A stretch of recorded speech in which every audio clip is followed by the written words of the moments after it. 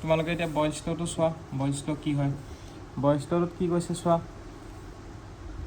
boil কেনেকৈ মনত ৰাখিবা কোনটো টেম্পাৰেচাৰ কনষ্টেণ্ট হয় সেইটো জানিব লাগিব হা মানে কি কনষ্টেণ্ট হয় সেইটো জানিব লাগিব যেনেকৈ বইলছ লত তোমাৰ টেম্পাৰেচাৰটো কনষ্টেণ্ট চাৰ্জ লত প্ৰেছাৰটো কনষ্টেণ্ট আৰু গে লুচেক্স লটত ভলিউমটো কনষ্টেণ্ট সেইটো কথা জানিব লাগিব আৰু জুচ লটত কি কৈছে জুচ লটত কৈছে যে কি দিছ ল states date internal energy of a given quantity of a gas depends on the temperature ইয়াতে কৈছে জুচটোৱে কৈছে যে ইণ্টাৰনেল এনাৰ্জিটো টেম্পাৰেচাৰৰ ওপৰত ডিপেণ্ড কৰে আৰু সেইটো হয়ও আমি একদম আৰম্ভণিতে পাইছিলোঁ U is equal M C T তো ইণ্টাৰনেল এনাৰ্জিটো টেম্পাৰেচাৰৰ ওপৰত ডিপেণ্ড কৰিছে নে কৰিছে তো এইটোৱে হৈ গ'ল তোমাৰ যে U is a function of temperature যে হয় সেইটোৱে হৈ গ'ল তোমালোকৰ জুলছ ল সেইটোৱে হৈ যাব তোমালোকৰ জুলছ ল বুজি পাইছা এতিয়া বইলছ ল চাৰ্লছ লটো বইলছ লটো মনত ৰাখিবা বইলিং কৰে যে বইলিং কৰিলে আমাৰ বইলিংটো কাৰ ওপৰত ডিপেণ্ড কৰে টেম্পাৰেচাৰৰ ওপৰত মানে কি আৰু মানে এইটো মনত ৰখা আইডিয়াহে দিছোঁ দেই বইলিং কৰিলে মানে কি টেম্পাৰেচাৰ ইনক্ৰিজ হয় কিন্তু ইয়াতে বইলছ লত কি হৈ যাব মানে আল্টিমেটলি টেম্পাৰেচাৰ কথাটো আহিলেতো বইল কৰা মানে কি টেম্পাৰেচাৰ কথাটো আহিলে তো বইলছ লত আমি কি গম পাম টেম্পাৰেচাৰ কথাটো যিহেতু আহিছে টেম্পাৰেচাৰটো কনষ্টেণ্ট বুলি আমি ধৰিম চাৰ্লছ লত আমি কি কৰিম চাৰ্লছ লত আমি চাৰ্ল মানে মানুহজনৰ কি হয় বহুত কুল থাকে সেইকাৰণে চাৰ্লছ লত আমি প্ৰেছাৰটো কনষ্টেণ্ট ধৰিম আৰু গে লুচেছ লটৰ ভলিউমটো কনষ্টেণ্ট হয় যদি টেম্পাৰেচাৰ যদি কনষ্টেণ্ট থাকে তেতিয়াহ'লে P V is equal to P one V one is equal to P two V two হ'ব মানে এইটো আইচ'থাৰ্মেল কণ্ডিশ্যন হৈ গ'ল প্ৰেছাৰ কনষ্টেণ্ট হৈ যোৱাৰ লগে লগে আইচ'কৰিক হৈ গ'ল আইচ'বাৰিক হৈ গ'ল আইচ'বাৰিক হৈ গ'লে কি হয় V one by T one is equal to V two by T two আৰু গে লুচেছ লগত আইচ'কৰিক হৈ গ'ল কাৰণ ভলিউম কনষ্টেণ্ট তেতিয়াহ'লে এইটো কি হয় P one divide by T one is equal P two divide by T two মনত ৰাখিব আৰু জুচ লটোতো গম পাইছে internal energy is a function of temperature only হ'ব এতিয়া এটা বস্তু চোৱা তোমালোকে ডিয়াৰ আৰ্ছ এই ডায়েগ্ৰামটো চোৱা ইয়াতে বেলেগ বেলেগ পাৰ্ট আছে নাই এৰ পৰা B point suppose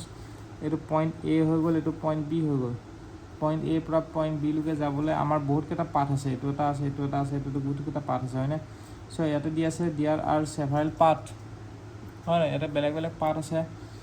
dear several part can be done হয় নাই বেলেগ বেলেগ part so' dear is no' well defined part এটা ৱেল ডিফাইণ্ড পাৰ্ট নাই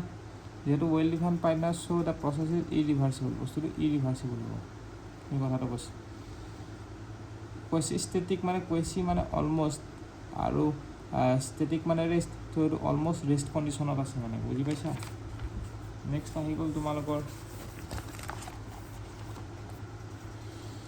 কেলকুলেশ্যন অফ ৱৰ্কৰ কেলকুলেশ্যন কি হ'ব quasi static work reversible work or displacement work or PV work quasi ৱৰ্কটো আমি জানিব লাগিব কোচিষ্টেটিক ৱৰ্ক কি হয় বা ৰিভাৰ্চিবল ৱৰ্ক বা ডিছপ্লেচমেণ্ট ৱৰ্ক কি হয় সেইটো হ'ব W is equal to integration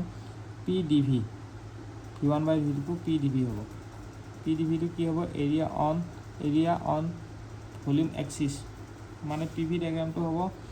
আমাৰ যেনেকৈ এইটো পি ভি গ্ৰাফ হয় এই ভলিউম এক্সিছত যোনটো এৰিয়া হয় সেইটোৱে আমাৰ কি হ'ব ৱৰ্ক ডান হ'ব মনত ৰাখিবা বুজি পাইছা ইয়াতে এটা বস্তু এটা কোৱা আছে চোৱা যে work done is equal to P D V হয় তো D V is equal two ইফালে যদি কৰা 1/p/dw এতিয়া আমি জানো যে কি এইটো এটা প্ৰপাৰ্টি হয় প্ৰপাৰ্টিবোৰ একজেক্ট ডিফাৰেঞ্চিয়েল আৰু এইটো প্ৰপাৰ্টি নহয় তো ইন একজেক্ট ডিফাৰেঞ্চিয়েল তো exact differential is equal to inexact differential হ'ব লাগিলে আমি এটা ইণ্টিগ্ৰেটিং ফেক্টৰ আমি মাল্টিপ্লাই কৰিব লাগিব তো ইয়াৰ ক্ষেত্ৰত আমাৰ ইণ্টিগ্ৰেটিং ফেক্টৰটো কি হৈ যাব 1/p হৈ যাব ক্লিয়াৰ হৈছে তো এইটো জাষ্ট এনে এটা জাষ্ট কনচেপ্ট দিলোঁ এতিয়া আমাৰ কি হৈ গ'ল পাথ ফাংচন আৰু পইণ্ট ফাংচন ডিপেণ্ডছ অন পাথৰ ওপৰত কিবোৰ ডিপেণ্ড কৰে সেইটো হ'ল ৱৰ্ক আৰু হিট ইয়াতে চাই লোৱা আমাৰ কি আছিলে পাথ ফাংচন আৰু ৱৰ্ক ফাংচন হয়নে পাথৰ ওপৰত কোন ডিপেণ্ড কৰে ৱৰ্ক আৰু এণ্ড হিট আৰু তোৰ আৰু পইণ্টৰ ওপৰত কোন ডিপেণ্ড কৰিব পইণ্টৰ ওপৰত ডিপেণ্ড কৰিব প্ৰপাৰ্টিজবোৰ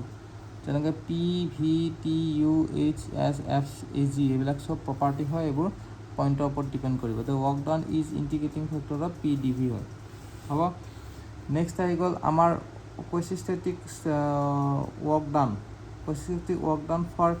কোএফিচিয়েন্ট বা ৰিভাৰ্চিবল বা PV work done for some standard process বেলেগ ষ্টেণ্ডাৰ্ড প্ৰচেছৰ কাৰণে কি হ'ব যেনেকৈ এটা কনষ্টেণ্ট প্ৰেছাৰ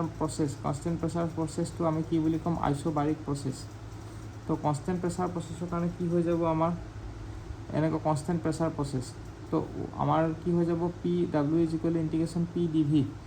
পিটো যদি বাহিৰত ওলাই যোৱা তেতিয়াহ'লে ইণ্টিগ্ৰেশ্যন ডি ভি হৈ গ'ল তো এইটো কি হ'ব পি ভি2 মাইনাছ ভি1 হৈ যাব হ'ব নেক্সট প্ৰচেছটোৰ কাৰণে চোৱা আৰু এতিয়া চোৱা ৱৰ্কিং ফ্লুইডটো আমাৰ ইয়াৰ কাৰণে গেছ হয়নে তো ৱৰ্কিং গেছটো ৰিয়েল গেছো হ'ব পাৰে আইডিয়েল গেছো হ'ব পাৰে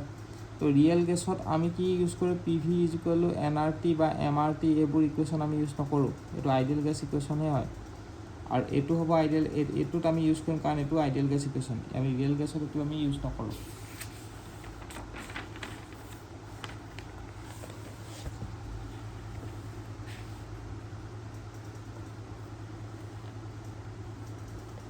এতিয়া কনষ্টেণ্ট প্ৰেছাৰত আমি কি পাইছিলোঁ পি ভি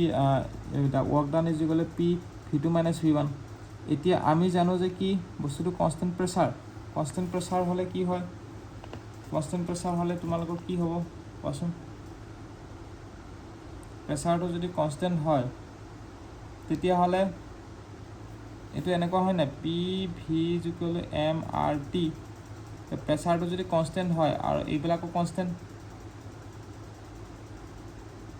ৰাইট তো ভলিউমৰ ঠাইত আমি টেম্পাৰেচাৰ লিখিব পাৰোঁ তো V1 is equal two T1 হ'ব V2 is equal two T2 হ'ব তো V1ৰ ঠাইত আমি T1 লিখিছোঁ V2 ঠাইত T2 লিখিছোঁ আৰু P ঠাই আৰু P is equal to M R লিখিব পাৰোঁ হয় নাই সেইটো লিখিছোঁ মানে বুজি পাইছানে মই কি কৈছোঁ মানে P V is equal M R T হয়তো